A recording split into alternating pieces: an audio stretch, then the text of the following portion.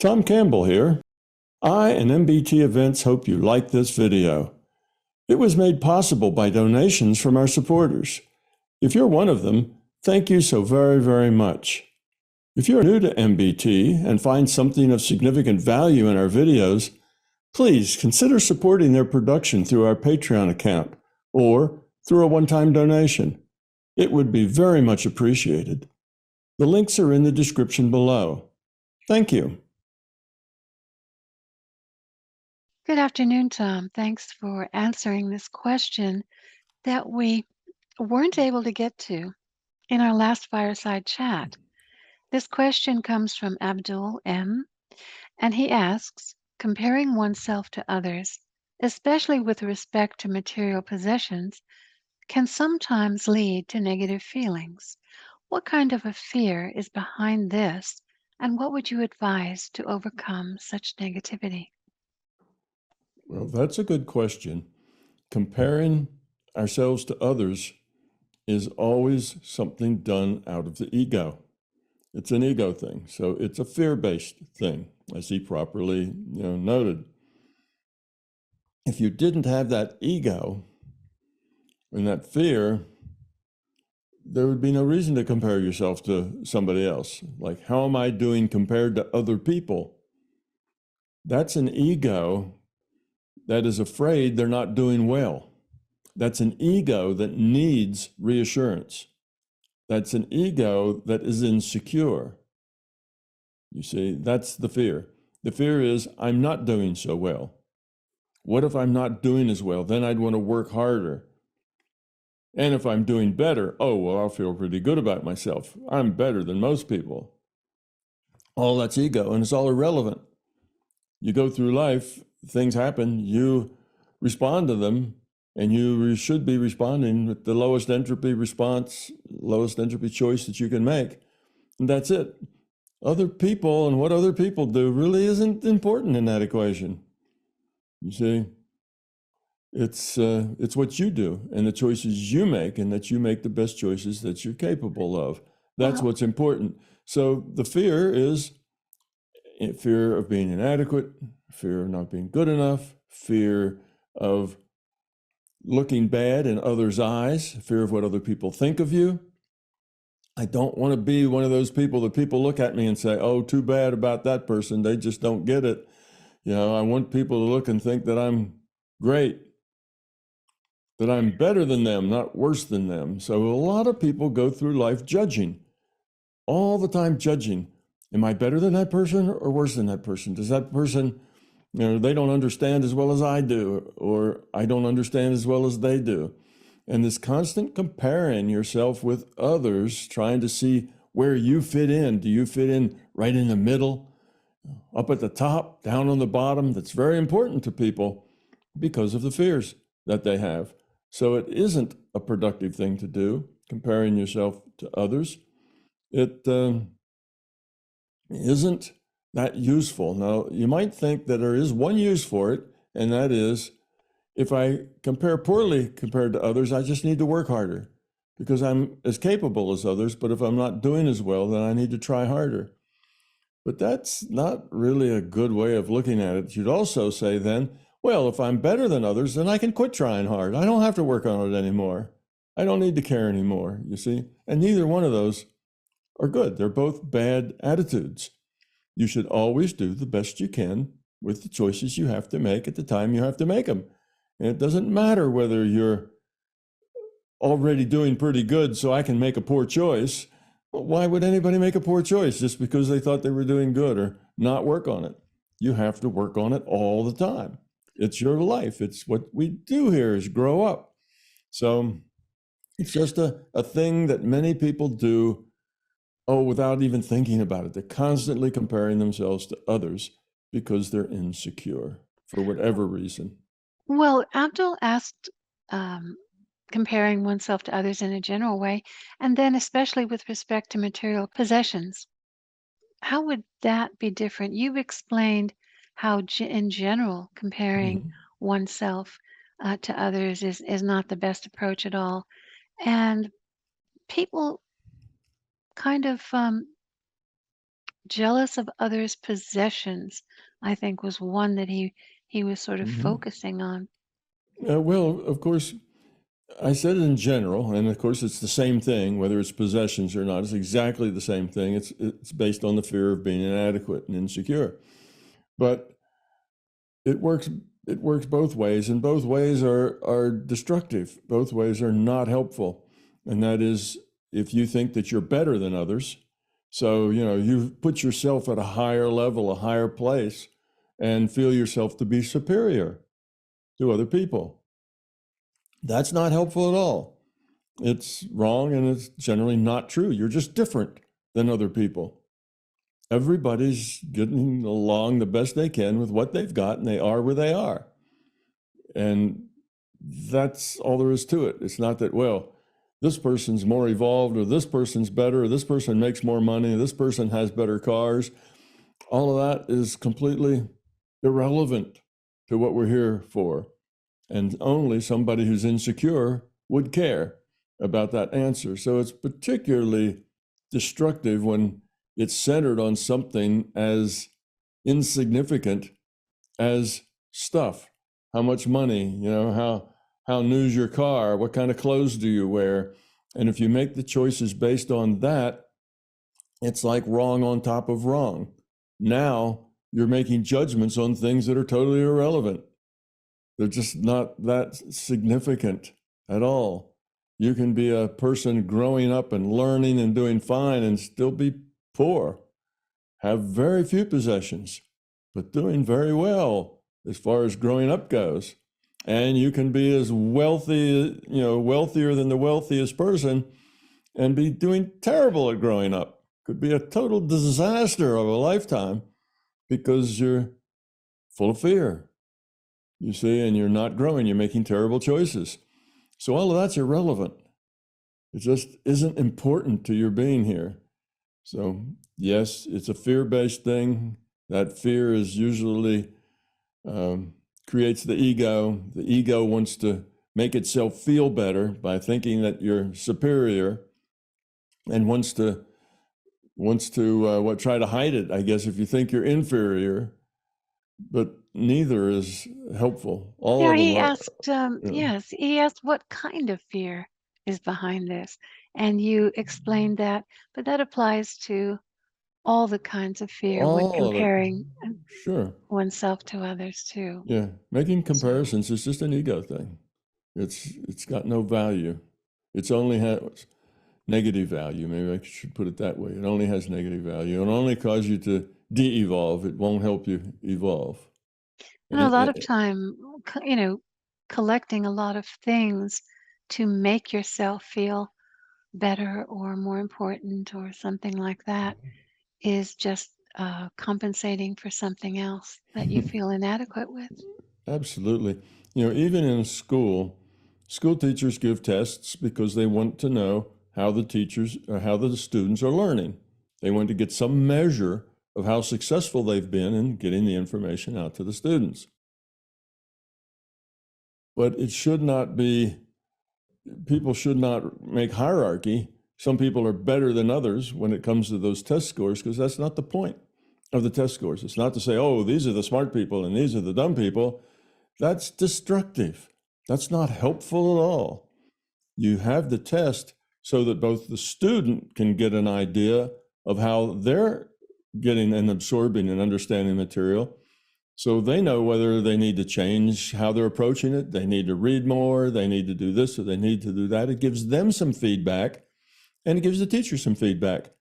How is my teaching? Am I, are the kids getting it or not? Are the students getting it or not?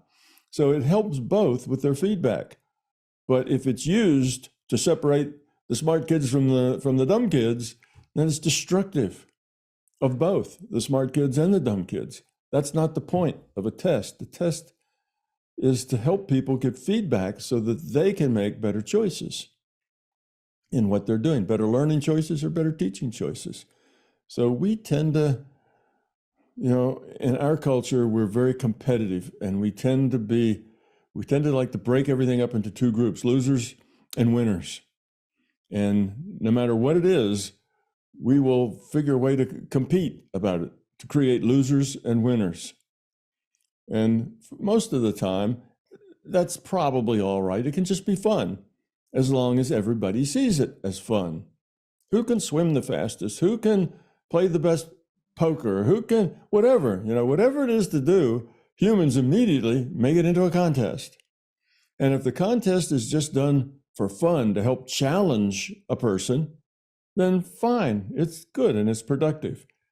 But if it's to create a hierarchy of the good people and the bad people, the winners and the losers, if that's its point, to stratify things, then it's not so productive. It's a bad idea. So that's why particularly in grade school, they have lots of competitions, and they say what they're trying to teach the kids are to be good losers and good winners, that they just have fun playing their games or whatever they're doing. And winning and losing is not the key. The key is to participate and increase your skills and see how you're doing and have fun with it. And don't take the winning or the losing all that seriously. It's not that important in the bigger picture. And it really shouldn't be that important in the little picture either, but we make it important in the little picture, and that's what creates the problem. Thank you, Tom. His second question, I have heard you say in the past that being overweight is actually a choice the intellect is unaware of. Similarly, you've said something along the lines that being poor is a choice too, and that if one really wants to change their situation, they can. Can you please expand on these concepts? I didn't really say those things that way. I said some things that he's interpreting that way, but I wouldn't say that. Some people are overweight because they just can't help being overweight, because they've got, their thyroid gland or whatever else regulates their metabolism isn't working properly, isn't doing what it should. So that's sometimes, but that's more rare than not. If you looked at everybody that's overweight, there would be some small minority of those that had thyroid problems. Most of them have a problem of they eat the wrong kinds of foods. Mostly they don't eat the right foods that give their body, a healthy result. They eat the kind of foods that give the body stress. And one of the things that makes people heavy is stress. So to some extent, of course, you can modify those things with your intent. But it doesn't mean that you can absolutely, determine whether you're thin or heavy or whether you're rich or poor just by your intent. Now, if you use your intent to become thinner, and it's a really serious intent, or to become heavier, some people are too thin, either way. If you use your intent for that, that generally will work. It'll help because it'll make the probability that you'll get bigger or smaller, whatever your intent is, it'll help that happen. It just depends, like all of such things, if you're using your intent to heal or intent to make the sun shine on a particular day where you want it to be sunny, whatever those are, you may or may not succeed. It's not that your intent will absolutely succeed at doing anything you want. It's not like that. If you start with, if the probability that the sun's going to shine is only 0.001, because there's just lots and lots of bad rainy weather headed your direction, then the probability is going to be very small. And yes, you can change it from 0.001, maybe all the way up to just 0.1. Well, that's a lot, but it'll still probably rain. You see, even though your intent changed it a lot, it was too far to go. So it's the same with weight, or with how much you earn, the job you have, and so on. You can bias it with the probabilities being biased in the direction you want. Now, let's say that weather was 50-50. It could just as easily rain, or the sun could shine. About the same possibility, same probability. Now, a little bit of intent may just shift it over to where it's a 60-40, that the sun is going to shine, and you have a pretty good chance that it'll be sunny, just like you hope. So it just depends on what the probabilities are. So if you happen to be in a situation where accumulating goods, accumulating wealth is difficult, then it'll be harder for you to do that. And you can put your intent on it, and that will raise the probabilities that you can. And if you keep that intent focused and learn how to focus it strongly, there's a pretty good chance that you'll end up doing very well financially. You'll find a way, because with that intent, you'll be thinking, well, what do I need to do? Oh, maybe I should go to community college. Maybe I should do this. Maybe I should join Toastmasters and learn to speak in public, because I'll meet people there that are, going up in the world, and I'll have friends there. So that'll give me inside connections sometimes. And, if you really have the intent, you'll think of all these things. Where if you don't have the intent, you'll not think of any of those things. You just keep on keeping on. So that intention modifies the probability, but partly the way it does that is it changes how you approach life. So somebody that really wants to do well financially can probably better themselves a whole lot. They just put a lot of focus on that, and they do those things that lead to that. There's a very high probability they will succeed. Because there's plenty of opportunity if you're just willing to grab it. On the other hand, it depends on where you start. If you start from a family that gives you all the advantages, then it's easier to end up doing all right financially. If if you are born, at the wrong side of the railroad tracks, and you're dirt poor, and education's too expensive, and you got married early, and now you have 3 kids, and it's hard to go to school, and it means that it'll probably take you longer. But if you really, really want to be more successful, you can be more successful. Now, will you be a billionaire? Probably not. Now, if your daddy had $50 billion, probably will, be a billionaire. But so some are easy and some are harder, but you can always improve your situation with your intent. And it's the same with being heavier or not. Most people who are heavy and stay that way for a long time is because they're okay with that. They're okay with that. And they don't have a real big problem with it. And some even need that. They prefer it that way. They're more secure with whichever way they are. And it may be just fine. And you may be kind of you may be poor, and you may think, well, I could earn more and not be so poor, but I'd have to do this and this and this, and I have to go to school at night, and I'd have to join these things, and I'd have to do all this stuff, and it would take time away from my family. And my family time is just more important than that. I'm well off enough.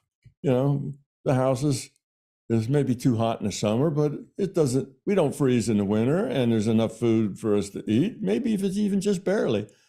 But the family's more important to me. So I'm not going to spend my time. I'm going to take care of my 3 kids and be happy with where I am, because that's my choice for values. And you can grow up and make great choices and be poor. And you can grow up and make great choices and be wealthy. And you can be either one of those and make terrible choices. So it doesn't really matter, you see. So yes, there's a price to pay. You want to do better, you're going to work harder. You're going to have to do those things that make it easier for you to get ahead. You're going to have to go join organizations where you meet people and make connections. You're going to have to spend your money, instead of giving your kids nice birthday presents, you have to spend them on a nice suit, so that when you go to those things, you show well, you see? So there's prices to pay, and everybody makes choices, and you end up wherever you end up. So it's not you're only heavy because you want to be. If you wanted to be rich or slim, you could be. Well, it's not necessarily true. Sometimes it's harder for some people than others to do any of those things. But you can at least make progress towards your goals if you have an intent. But that intent is only, you only want to keep that intent as long as it is your best choice. You may make a choice just to stay where you are, to stay heavy, or to stay poor, because it just works for you and you're comfortable there. and you like that, well, then be that. And if later it becomes uncomfortable, then change it. Have your intent. You may not be able to change it hugely, but you can change it probably as much as you want to put effort into it. If you keep putting effort into it, it'll just keep changing. So that's the way it works, Abdul. It's not a fixed and certain thing of what you can change and what you can't. But you can almost bias anything. And if you bias it long enough, you'll probably get to where you want to be. But you got to be careful that getting to where you want to be doesn't mean that you make poor choices. You see? So if you say, well, I'm going to be rich, but I won't be able to spend any time with my family because I'm going to be out there working. First, I got to get 2 jobs, and then I got to get better clothes, and I got this. And if you're driven to do that, you can probably do it, but you'll have made a lot of terrible choices because you will have dropped something very important and dear, your family, in order to get something that is neither here nor there, is not important at all, which is money.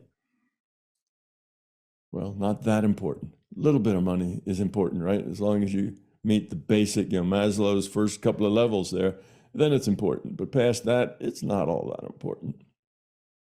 So that's the best answer I guess I can give it. It just depends on what your choices are and where you want to be.